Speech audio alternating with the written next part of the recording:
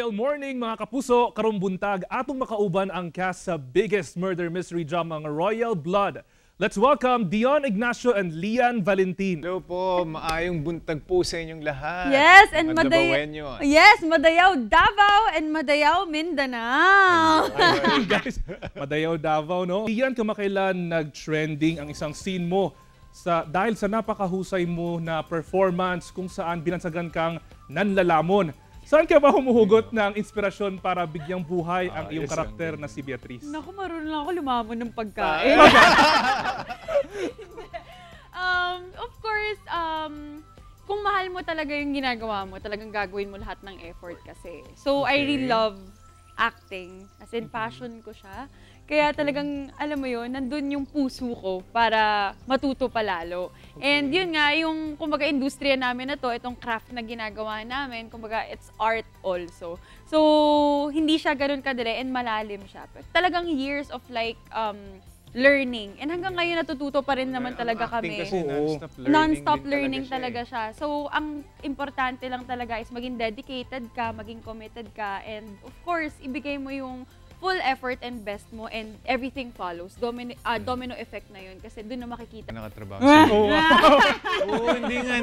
Hindi sa pagbibiro. Lahat po talaga magaling. Tsaka sa set talagang suportahan kami.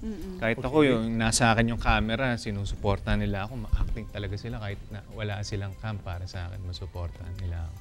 So, yung thank you. Yan, dahil dyan may suha ka sa akin. Ayun!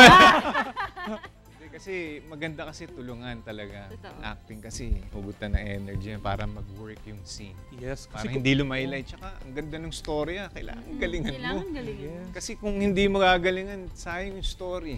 Especially when you see your co-actor na binubuhos ang lahat, so ikaw rin. Damay-damay na. Oo, yes. Collaborative work. Yes, exactly.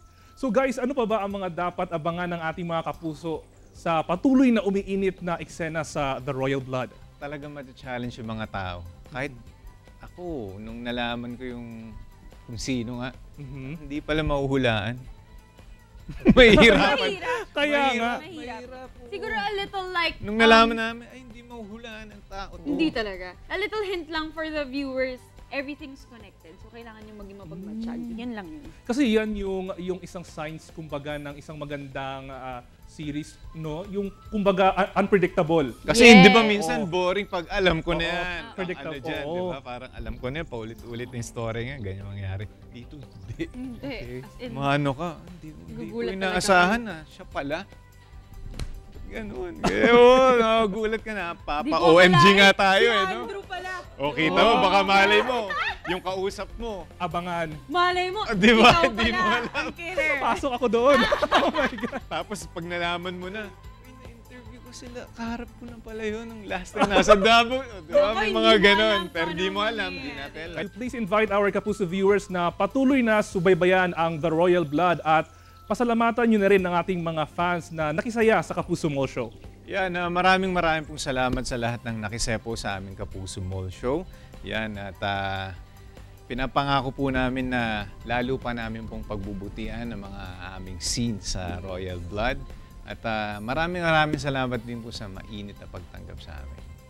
Yes, of course. Maraming salamat po sa lahat na nakisaya sa amin sa Kapuso Mall Show. We are very grateful and we are very happy that we got na nakasama namin kayo and nagkaroon kami ng time with you guys. And of course, marami pa kayong kailangan abangan sa Royal Blood. Gaya nga sinabi namin, maging mapagmatsyag lang kayo at huwag kayong magsasawa na mag-investigate dahil talagang mapipiga yung utak nyo kakaisip kung sino ba talaga ang killer ni Gustavo. So, marami pa yan. Exciting na mangyayari. Kaya abang-abang lang kayo mga kapuso. Maraming salamat po sa inyong pagmamahal at sa suporta. Ayun. Dagang salamat Lian and Dion, mga kapuso. Just sit back and relax kay mubalik pa ang At Home with GMA Regional TV.